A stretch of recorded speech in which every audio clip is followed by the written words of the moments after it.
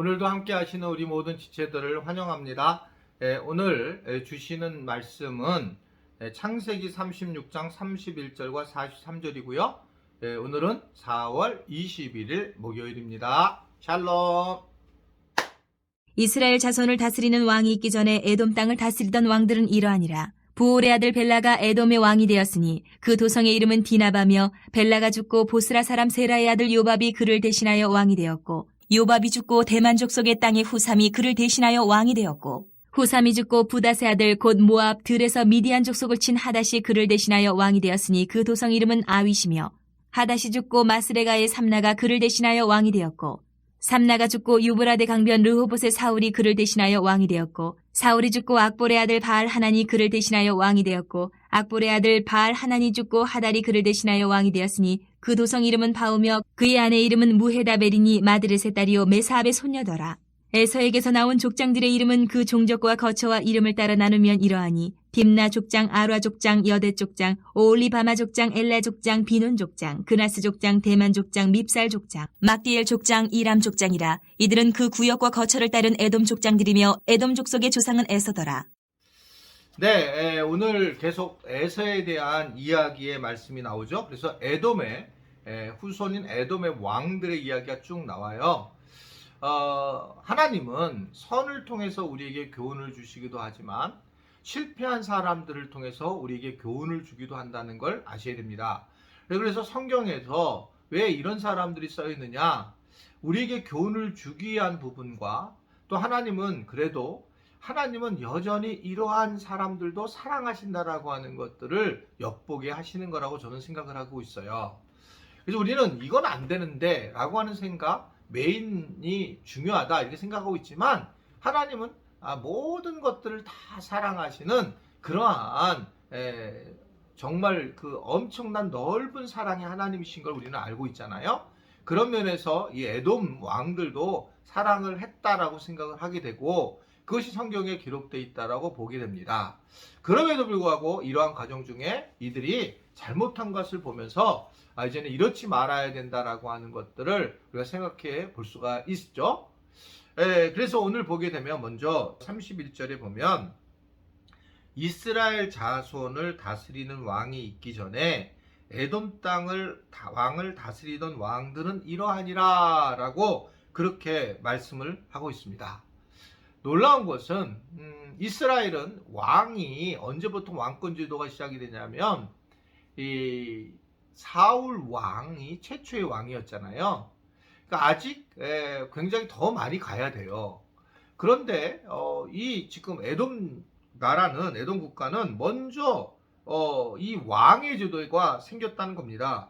결국은 이것은 상당히 정치적인 면이나 사회적인 면에 이스라엘보다 앞서 있었다라고 하는 거 보여지게 되고, 이러한 시스템과 체계를 통해서 그 나라는 굉장히 확장되는 과정을 가게 되었을 거예요. 그리고 다른 사람들이 봐도 굉장히 조직적이기 때문에 풍요로움도 굉장히 나타나게 될 것으로 보였을 겁니다.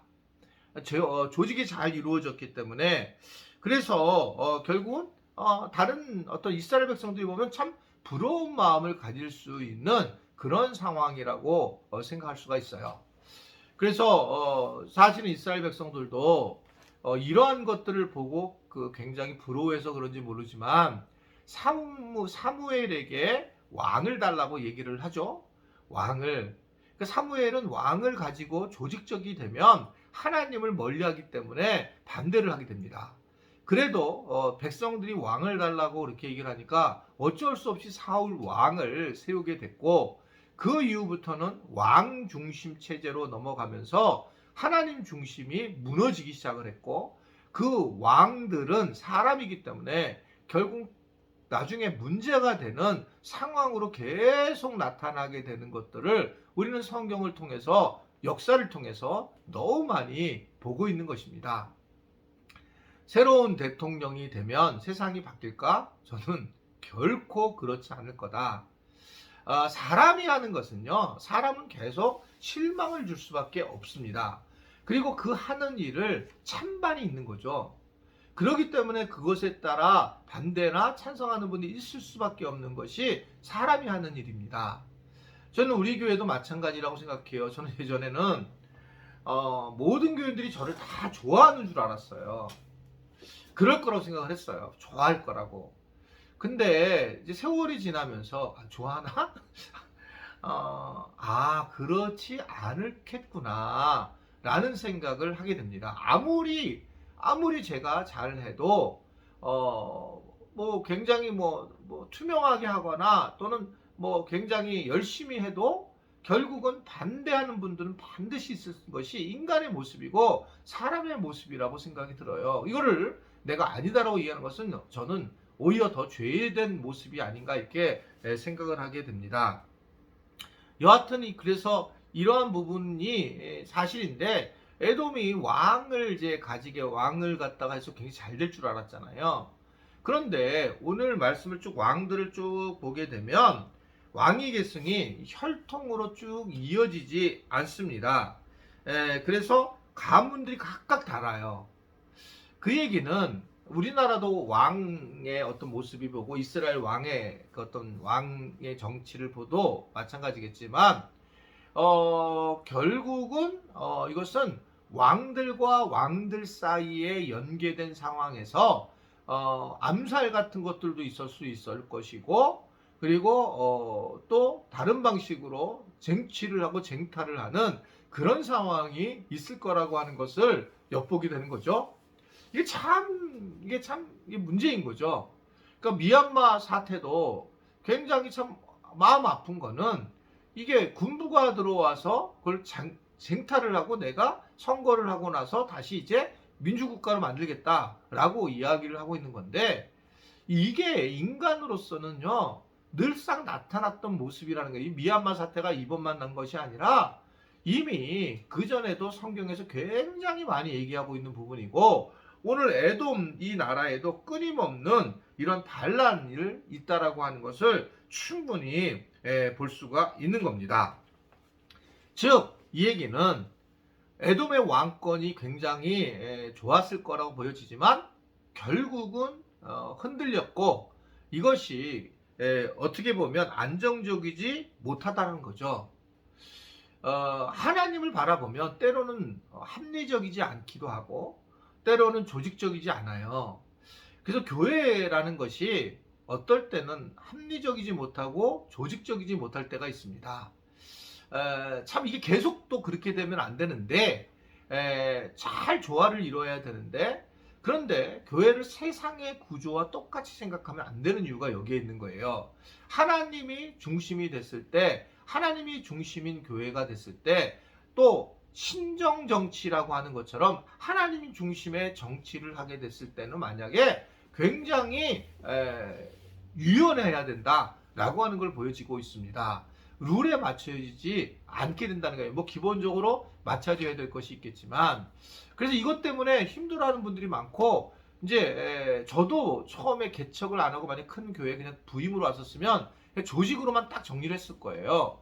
그러나 이게 그거로 교회가 성장해 나가지 않습니다. 그러니까 이걸 이렇게 조직을 했으니 그래서 그 순간에는 정말 하나님께 기도하고 하나님의 뜻인지를 알아보면서 그래서 거기에 한 단계 나가는 것이 굉장히 중요하다라는 겁니다. 인생 자체가 개인 인생도 마찬가지예요. 어떨 때는 룰대로 가정을 잘 이끌어야 되지만 어느 순간에는 또한 이것을 룰이 없어지면서 함께 또 협력해 나가면서 해나가는 것들이 가정을 세우는 데도 중요하고 교회를 세우는 데나 나라를 세우는 데도 중요하다는 걸 다시 한번 보게 됩니다. 에돔은 왕권 정치였지만 굉장히 어수선했고 불안했고 아마도 서로 간에 암투구도 많았을 거라고 보여집니다. 하나님을 바라보는 것이 중요하다. 하나님을 바라봐야지만 우리가 이러한 어둠 세계를 이겨나가고 이 세상에서 천국의 삶을 살아갈 수 있다. 이것을 기억하고 오늘 하루도 하나님을 바라보기 그러한 주바라기의 삶을 살아갈 수 있게 되기를 바랍니다. 기도하겠습니다. 오늘도 말씀 수다로 함께하게 하시는 분들을 축복합니다. 주님의 은혜와 복이 삶과 또한 가족과 모든 관계하는 곳에 넘치도록 축복하여 주옵소서. 예수님의 이름으로 기도드리옵나이다. 아멘.